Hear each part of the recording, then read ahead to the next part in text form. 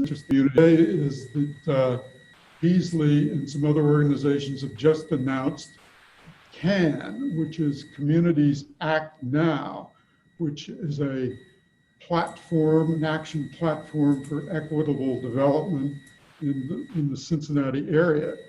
So that's a very exciting topic. It includes the rubric, of course, that Peaslee developed. It also includes the Affordable Housing Trust Fund and getting it adequately funded in the campaign. It's putting that on the ballot. And it also includes a fair eviction ordinance or policy. And it also includes some equitable tax areas. So besides Jen Ahrens, the education coordinator, we have Jen Marche Gendrew of, I'll get that organization right, it's a coalition for equitable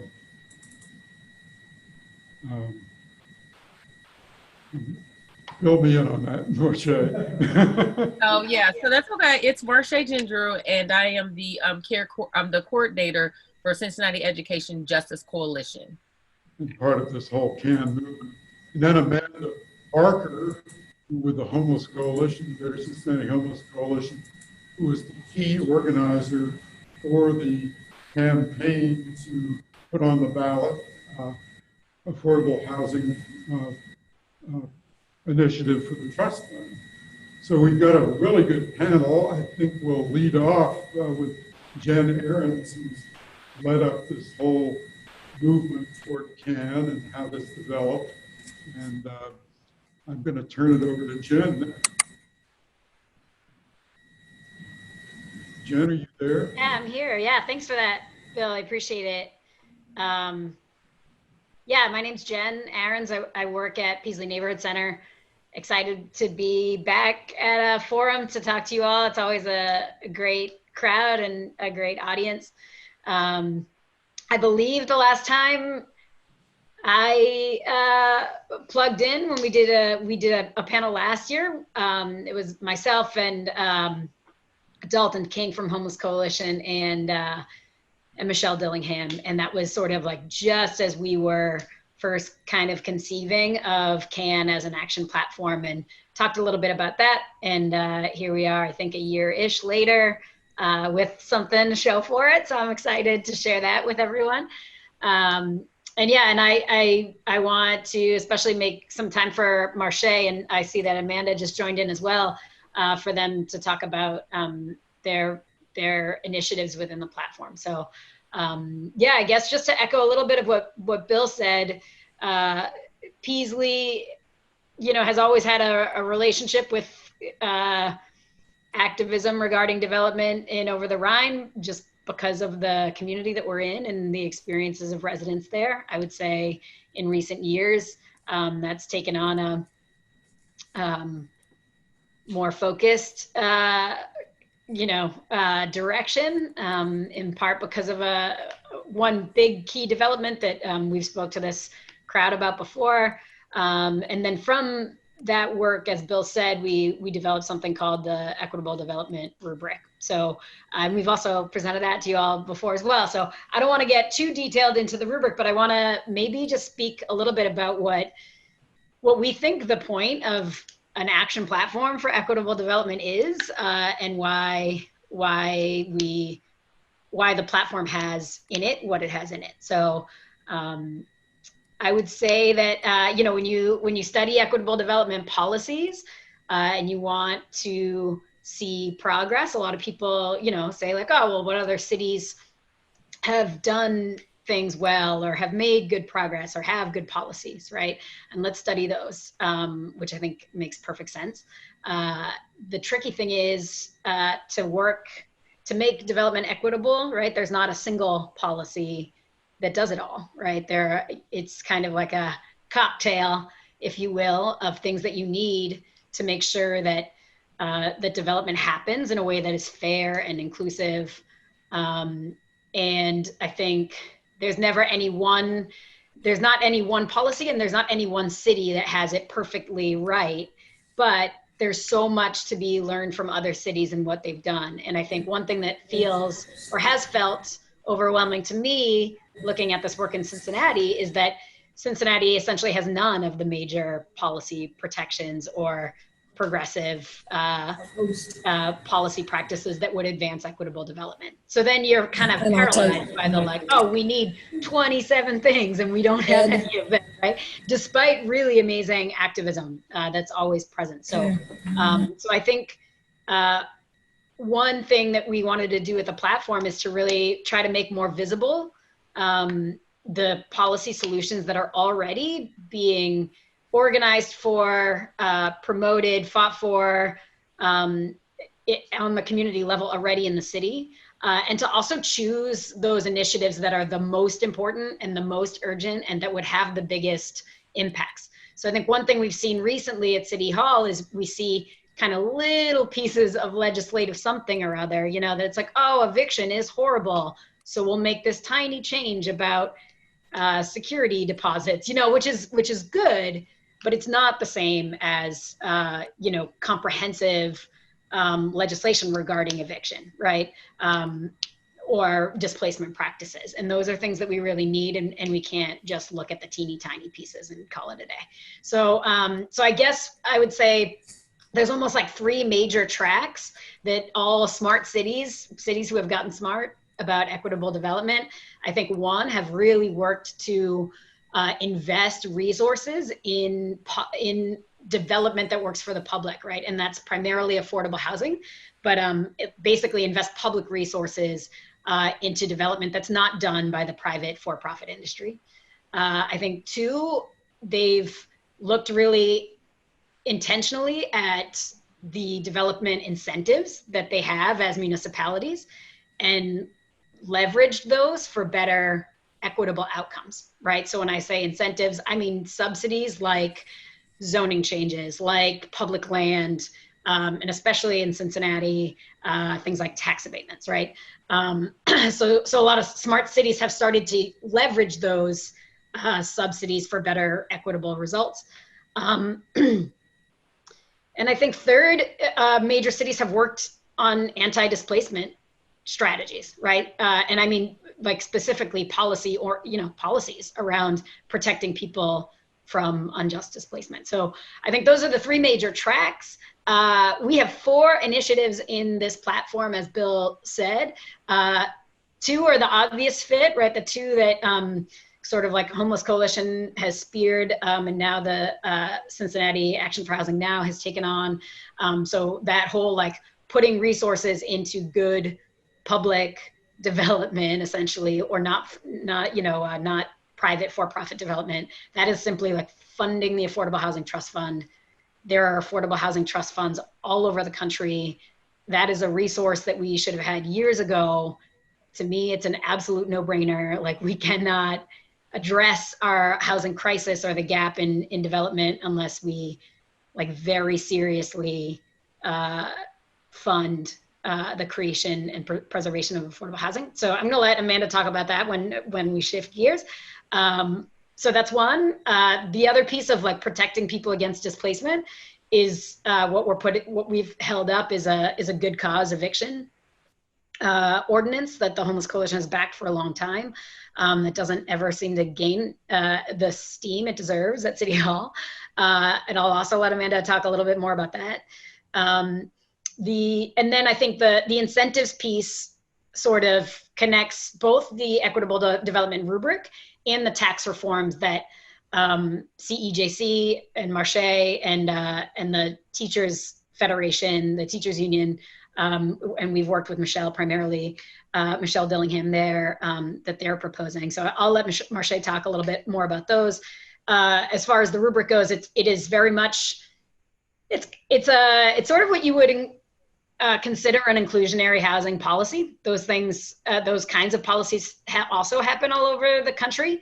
But instead of just saying it's specifically X amount of affordable housing and that's the only thing we're leveraging, it just is maybe a little bit more nuanced, right? It basically says any development that is coming to the city for a really big incentive, like free land or like a tax abatement, should be evaluated based on the tool that we created, which measures standards for equity. So how a development contributes to equity, that across our main categories is around housing affordability, jobs and labor, community input, and something we call community footprint, which is really sort of its own anti-displacement measure, but not only for people, but also for assets, right? So when we're developing, how are we considering a community's assets in the mix of what's proposed? So anyway, I think those 4 initiatives really, in the biggest and most intentional way, address the 3 tracks that every city that's going to make progress on these things like needs to be on. And I think the idea of pulling them together into an action platform is just to help share more widely with the community that these policy solutions are real, they're vetted, they're very well researched, they've been put into place in other cities, they build on the body of knowledge that, the successes and failures we've seen in other cities. And if Cincinnati wants to be a city where equitable development is a reality, then like these are a must, right? Like they're not pie in the sky, they are an absolute must. And we just wanted to make that really clear so that we don't get too overwhelmed or bogged down by the many other potential solutions that are very good, but are not necessarily as big a priority. And I think one other thing we hoped from this was, creating a place where people not only know what the solutions are, but they have an easy access point to get involved. So we've worked a bit on that. And then lastly, we wanted people to be able to have an easy talking point, right? So people know they care about equitable development, but it's hard to say when there's not one solution. It's hard to hold decision makers accountable. It's hard to vet potential politicians, right? So I think having a platform, one hope is to be able to say, hey, like, here is the platform. You're running for community council. You tell me like how you're going to make these 4 initiatives a priority, and that gives people more of a footing to stand on and to impact public policy on. So anyway, I just want to share with you that we've worked over the last year to create content and build a website. So we now have a website. It is called cincycan.org. So it's CINCY can.org. That is the website that essentially lays out not only the details about each initiative, it also gives you ways to get involved. It has a whole resource page that gives you a bunch of the existing research on, behind each of these styles of policy and why they work. And then it also has a little action built into it where you can just use the form on the website and email city council and the mayor all at once with one message to say, like, these are an absolute priority for me and I want to see movement on them. So I want to not forget to say that so that you all can, go play with the website and learn more. But for sure, take that one simple action. It's an easy one, but one that I do think really matters. So yeah, I want to stop talking for a bit and invite maybe Marche, if you want to go first and add anything, any more detail about the tax reform that you all are advocating for as part of CAN, or if you'd like to add anything else to what I said. Yeah, no problem. Thanks again for having us today. I appreciate it, and glad to be a part of the conversation. So just to pick up where Jen left off, so this initiative and this platform is very, very important. Most importantly to our community, it's an easy way to connect and plug in to the equitable development concerns around the city and how important it is that our community stay connected. And really, our website also simplifies what's happening within policies that is happening in the city. So it's an easy way to plug in, get connected, and like Jen said, is to take action. So my role in this is I'm currently, actually, this is my first year as the coordinator for the Cincinnati Education Coalition, Cincinnati Education Justice Coalition. And I took over back in between March and April, as Michelle Dillingham was the person that was in charge before. So I'm greatly appreciative of being in this role. And as Jen said about what's happening with public education and tax reform, because those two go hand in hand. Essentially, public education funding has been cut from the federal and state level, but most importantly, the one thing that we want people to know is that the funds, the biggest cuts comes from our local taxes, and that includes the tax abatement and also TIFs. For those who don't know what TIFs are basically an incentive given to developers who develop property. And essentially what the TIFs is that the increased value would result in higher real estate tax collections. And these taxes and abatements are to support the schools and other public services for our students and our teachers and then in the community.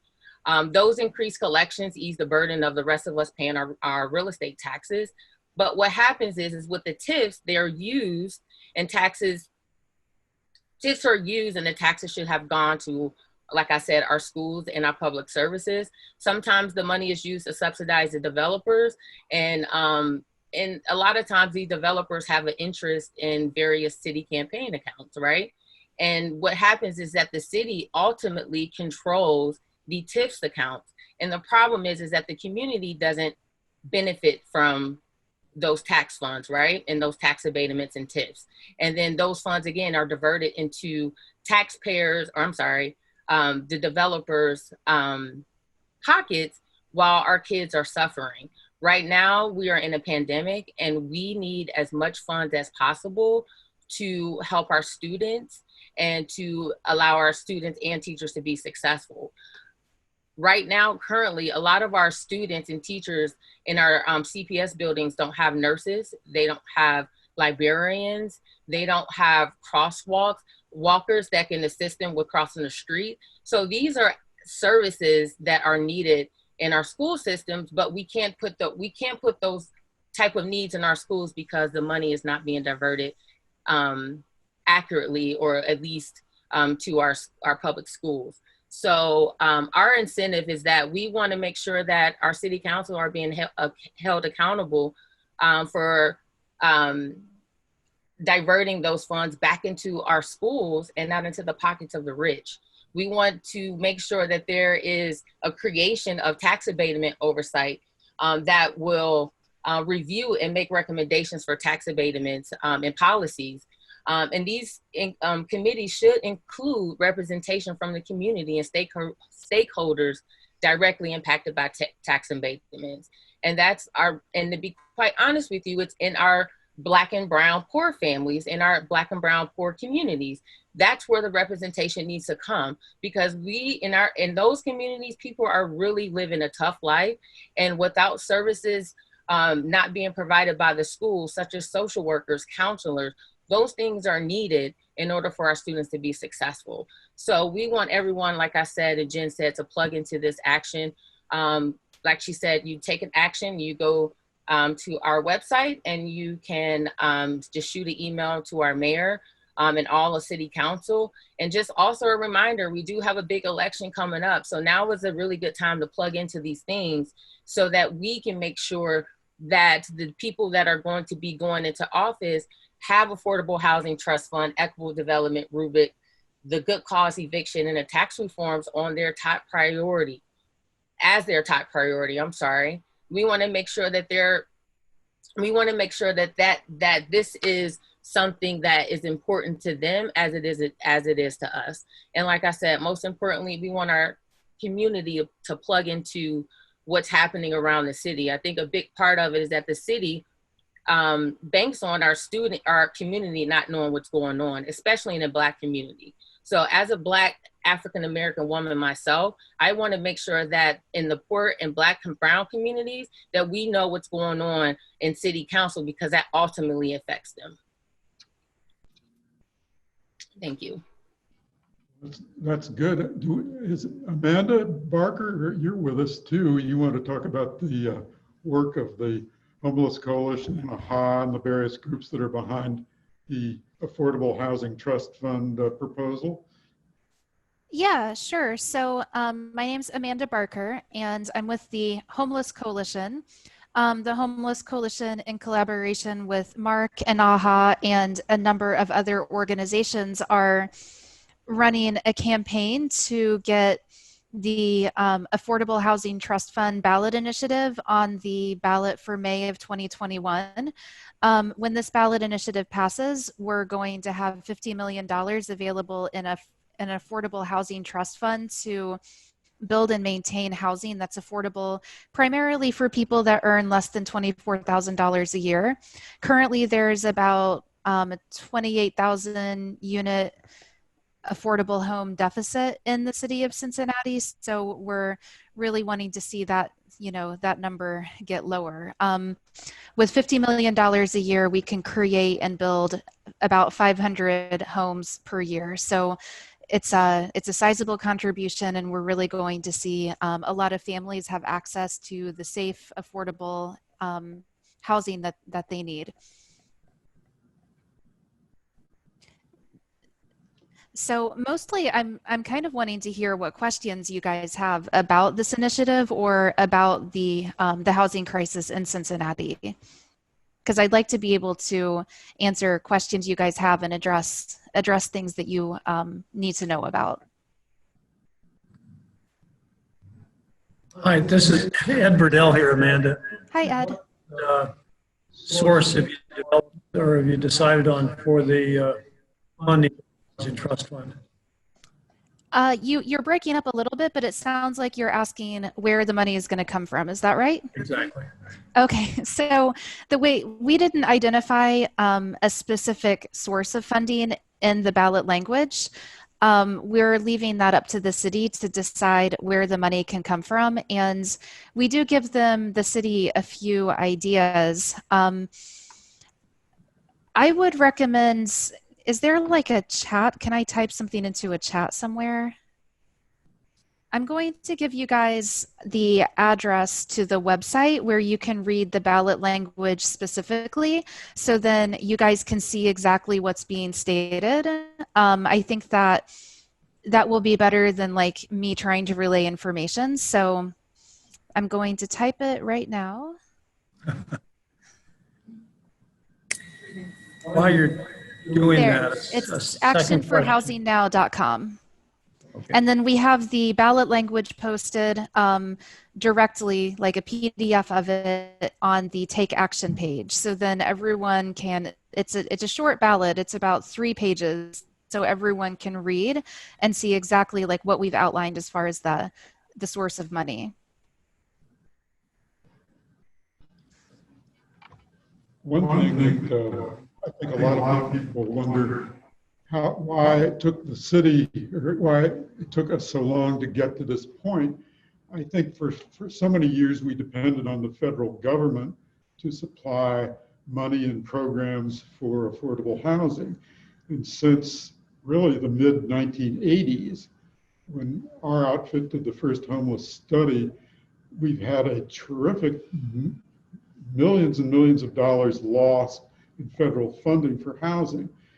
Yet that's never been accepted as a city municipal responsibility. But by this time, things have gotten to the point where when LISC did the study that showed the city was 28,000 units short of affordable housing units and 40,000 units in the whole area, it was time to really act and say it's up to us at the local level to do something now. So I think that's one of the reasons it took a while. Other cities have gone ahead and done a better job than we have, that we followed the lead on in terms of funding these trust funds.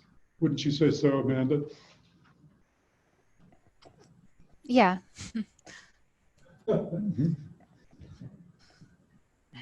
Sorry, there's a bit of an echo, Bill. There's a bit of an echo. Okay. Any other questions for Amanda or Jen or Marche in terms of the various parts of the agenda for CAN? Because I think this is a very important, this whole equitable platform, because I think it's long overdue for the city of Cincinnati.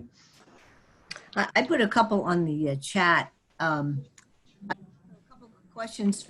I wondered if you're working with the other major groups like LISC, Greater Cincinnati Foundation, and I also wondered how you came up with that 11-member board. It doesn't seem like there are any city representatives on that 11-member board who will oversee the $50 million. So first of all, we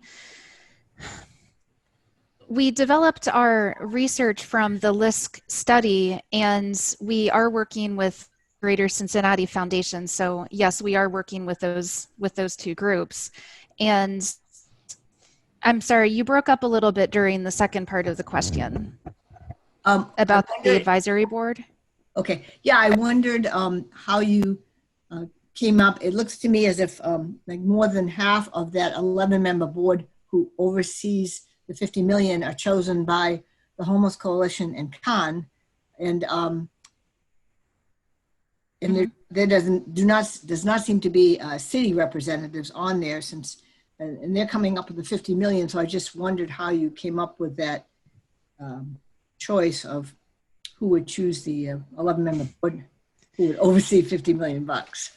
Right. Yeah. I don't think that it's specifically the Homeless Coalition and Cincinnati Action for Housing Now that's choosing the advisory board. The advisory board is going to be elected through nominations and a committee that will be evaluating the nominations and deciding who is going to be participating in that board. But the idea was to have 11 people that are volunteers that are not associated with the city, so that they can make sure the money is spent according to the policies and the outlines and the populations that are identified in the charter language. So we wanted to keep it objective, and we did want to make sure that there would be accountability and oversight of the spending. Thank you. You're welcome. Other questions for our really good panel? And I think this whole development of the platform is such a good idea. Nothing has come up on eviction, so the fair eviction plan. Does anyone want to take that on in terms of how that's developing?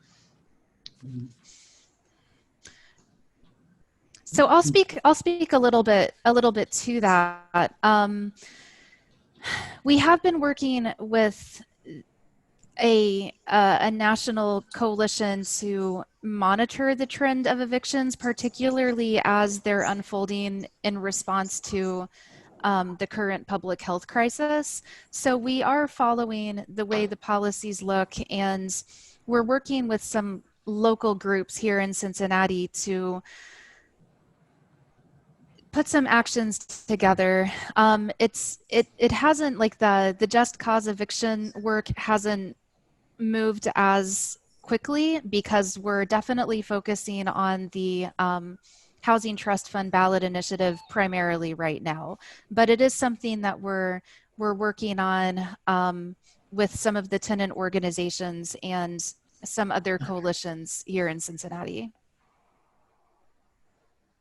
Yeah, and I don't know how many of you have seen, but there have just been in the last few years some like really good data points that show that eviction rates in Cincinnati are particularly abysmal, even when compared to the really bad national rates in certain parts, for sure. And I think one thing that is important to note too, that a good cause eviction ordinance, like what the Homeless Coalition has rolled out over the years, there's legislation like that in a number of cities. And essentially, there's like one level of evictions that happen in Cincinnati that are like full legal evictions. But then there's sort of another level that's just like kind of like default evictions. So often that's like folks that are living in housing, folks with low incomes that are living in housing that are only being rented to on like a month-to-month basis, right? So if a landlord is waiting for the neighborhood to flip and the flip is coming, you know, and wants to, you know, vacate that building to sell it off, right? There's essentially all that landlord has to do is provide a, you know, 30-day notice to the tenant. And that's, you know, so it's like a little bit tricky. It's technically not a legal eviction, but is still like an unjust termination of tenancy. So the idea, at least one major part of the idea of like of a good cause eviction is that it would put added requirements.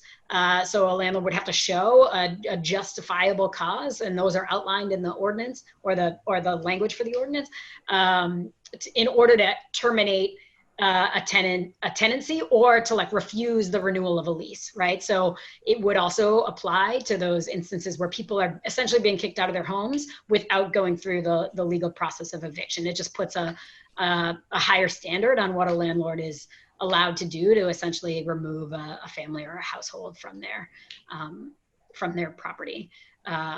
So yeah, it's I will say that it's probably most effective in certain other cities when it's combined with some level of like rent control or rent stabilization, and that's certainly on our needs list too in Cincinnati. But yeah, not in the platform at the moment. I would say the other thing about you know, the idea of a platform is that, you know, in this moment it's prioritizing these 4 things because I think they are the most urgent. But as we get victories on these 4 initiatives, like others then become the next tier priority, right? So I think the hope is that it's just you know, it's not necessarily, we hope to create with this, not a new organization and a new, a whole new,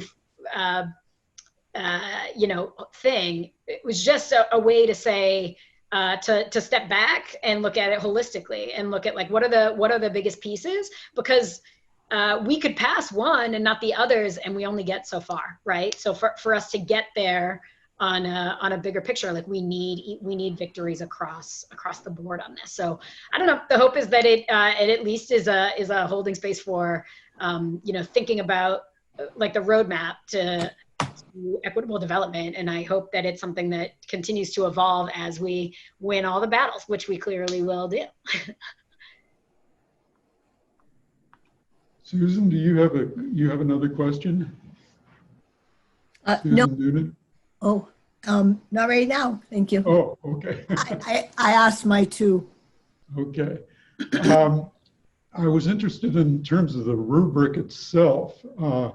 Have other neighborhoods come into and adopted the rubric as the way they want to operate in terms of development? I know you've been going out to other neighborhoods and communities. How's that fared? Yeah, so the big win in the last couple months was over the Rhine Community Council, which is a pretty highly organized community council with a pretty wide array of ideas and attitudes towards development. So we were really excited about that. Obviously, for Peaslee, that's our home neighborhood as well, and you know, the hottest development market in the city. So at this point, right now, in terms of the 2 community councils that have endorsed the rubric, it's Walnut Hills and Over the Rhine. You know, and 2 doesn't seem like much out of 52, but you know, the other thing that's really exciting is they are the 2, I would argue, the 2 neighborhoods that are experiencing the highest demand for development in the city, right? So it's actually a pretty big deal that the 2 of those are in the place right now of saying, like, of feeling that pressure and saying, yeah, you know, there is a better way of vetting projects and how they deserve, or you know, make a case for public subsidy, and we have to be doing that differently. So I would say what's come out of that that's really interesting is there's a very large project proposed for right at the intersection of Liberty and Elm Streets. So it's along the streetcar route. It was initially proposed, I would say maybe 4-ish years ago and over the Rhine. It's now changed hands across a couple of developers. There's a new proposal in the mix, but it's the first time where I've seen a developer at the demand of the community council fill out the developer questionnaire that we created and use an inclusionary housing calculator that we've been using that's put out by a national group called Grounded Solutions Network.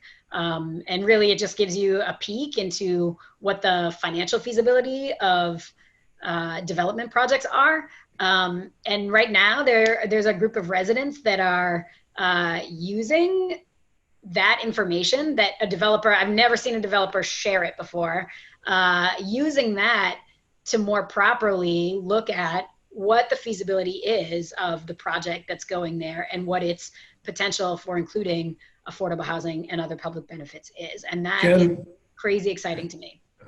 Jen, could you move from that to community benefit agreements and how those tie together? Yeah, so I think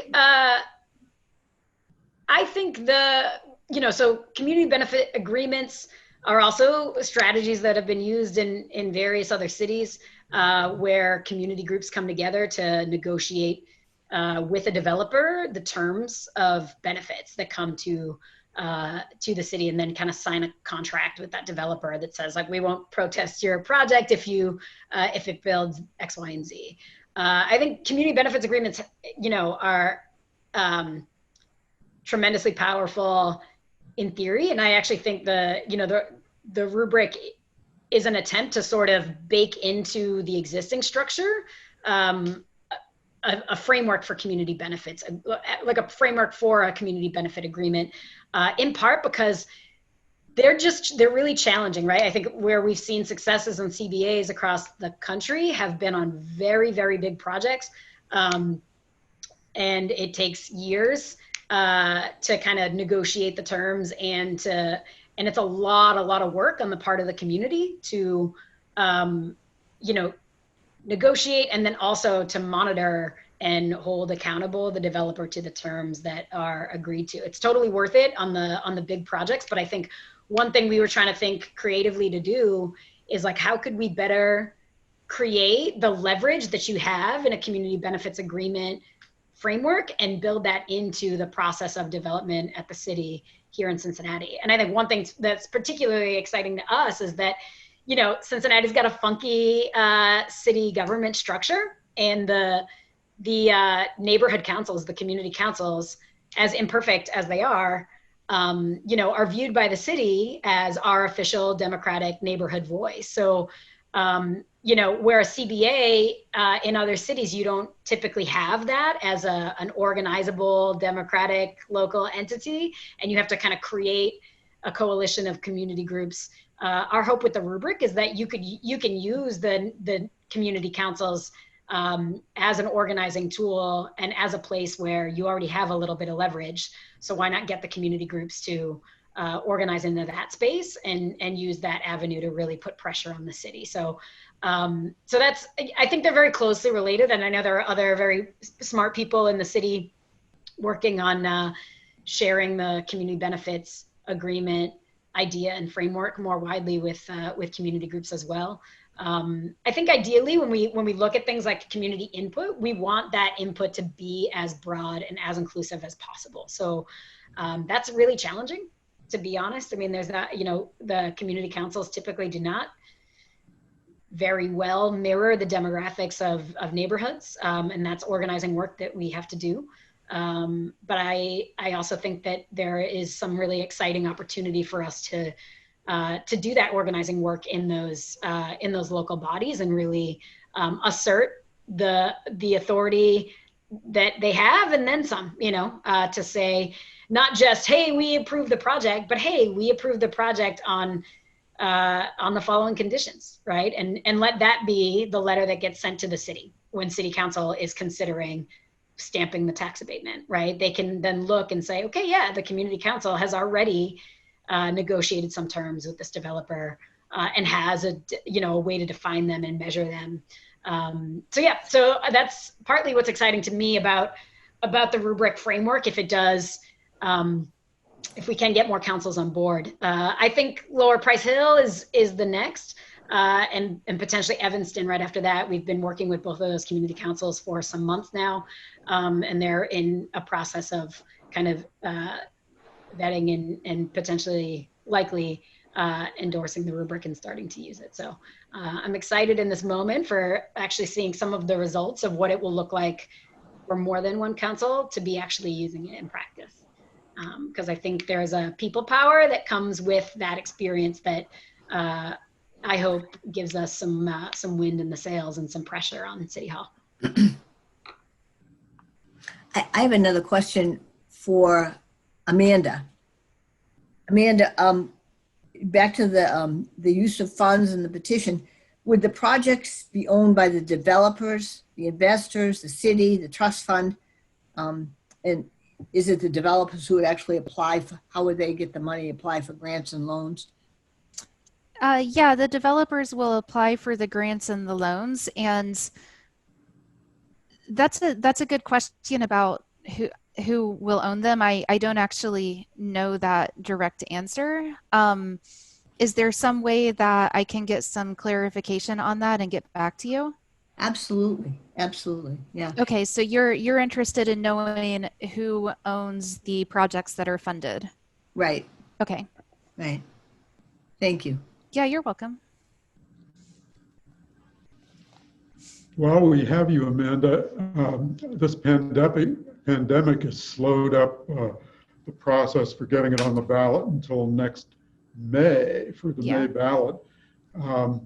What are some of the strategies for getting the signatures during this tough time where people are social distancing and not, rushing to up to people on the street? Yeah, that's a great question. We put together what we're calling no contact signature collection stations, where we'll have clipboards set up at a table and then pins for people to keep the pin that they sign the petition. The idea being that the witness can stand behind the table, maintain distance 6 feet back and still be able to see the person who's signing the petition. Then as the person signs it, they walk away with the pin that they have.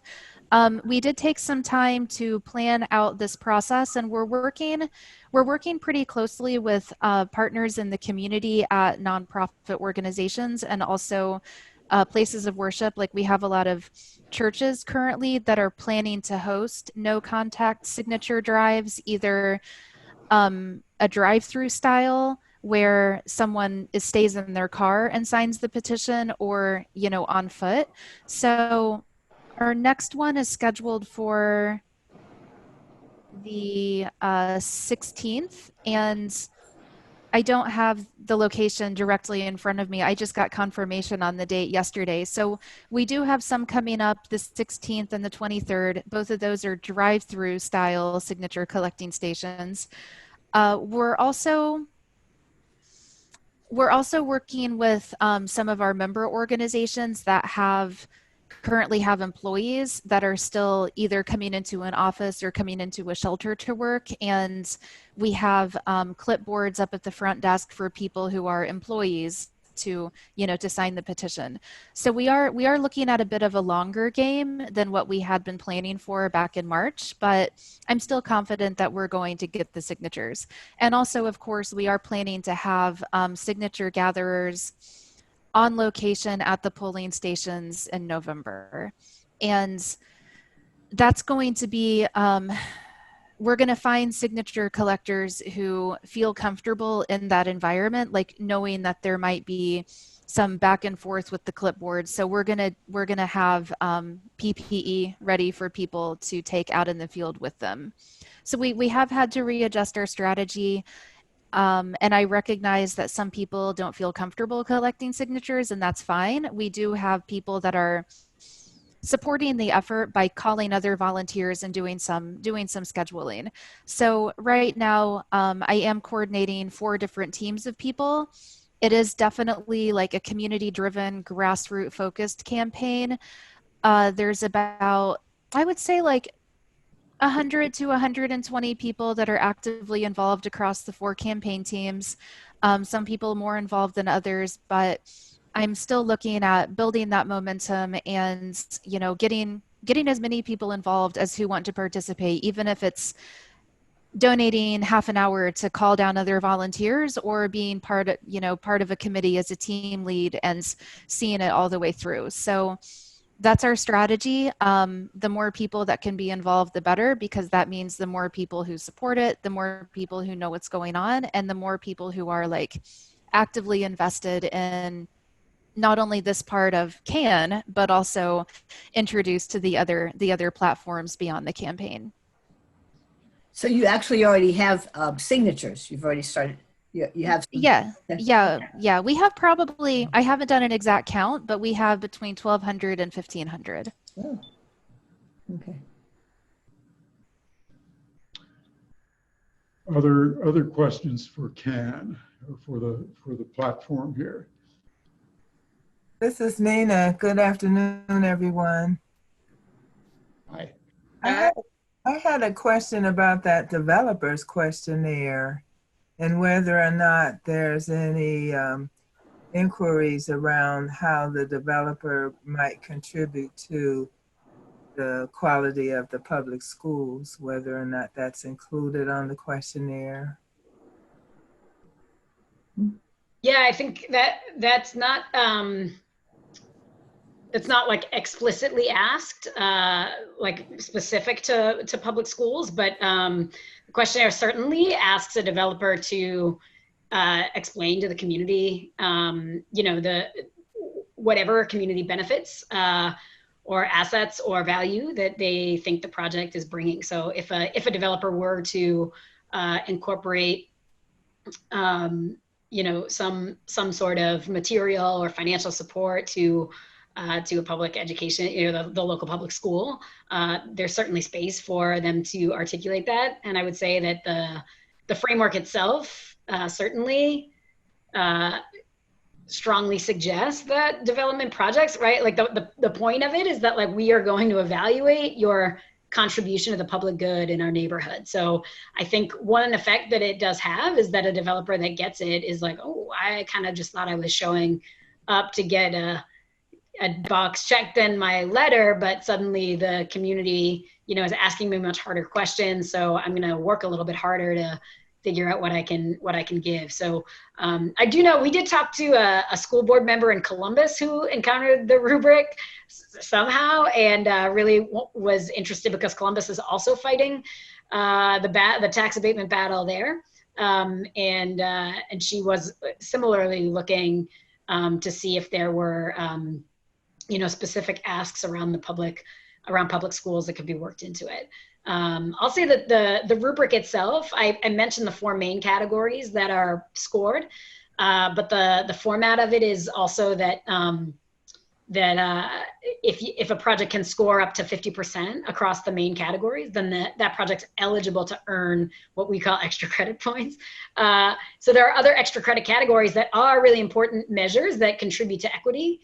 They're only extra credit because we didn't want them to be able to completely overwhelm the kind of the four biggest ones.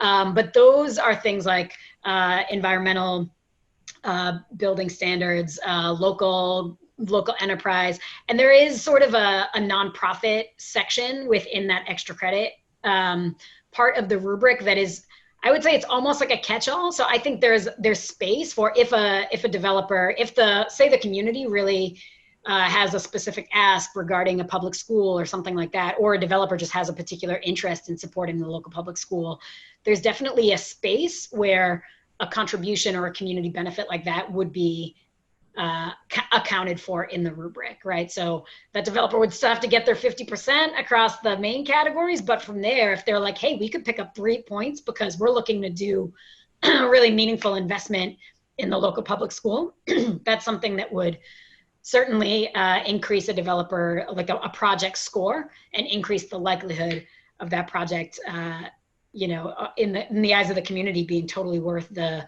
you know, the 15-year tax abatement or whatever it is that's on the table. Thank you.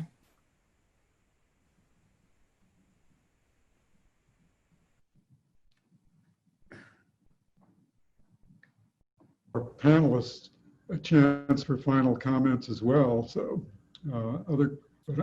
any other questions from our Zoom folks? Bill, you might want to talk about the upcoming forum and how that ties into all of this, because Now, why don't you say something that you really... 2 weeks from now, we're going to have Kristen Baker and Liz Bloom, who were the part of the leadership group on the LISC Housing Now study. And that study contains, among other things, all of the 4 elements that Jen was outlining in terms of eviction prevention and community benefit agreements, and also has some work in there on housing allocation models, which is a whole nother world of things, assuming that HUD and the president don't eliminate it before we get to the end of their term. But that will be 2 weeks from today, and it will be,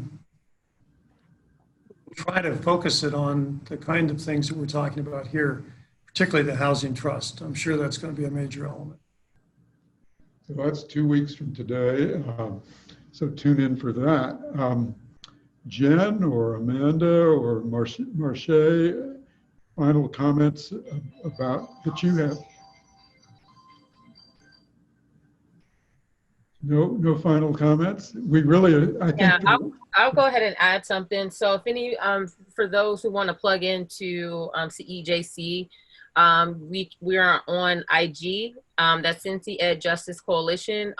For Facebook, we are Cincinnati Educational Justice Coalition. If you want to be a part of our organization, which again is a grassroots organization, has been around for 7 years, where it's teachers, it's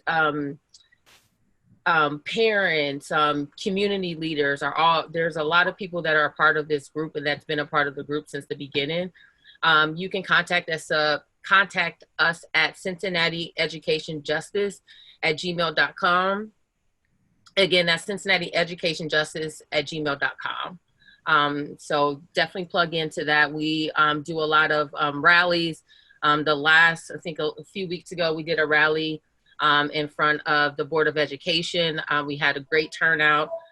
You're probably going to be seeing us in the communities doing a lot more rallies and get the parents and students and teachers involved and getting them plugged into what's happening within our communities.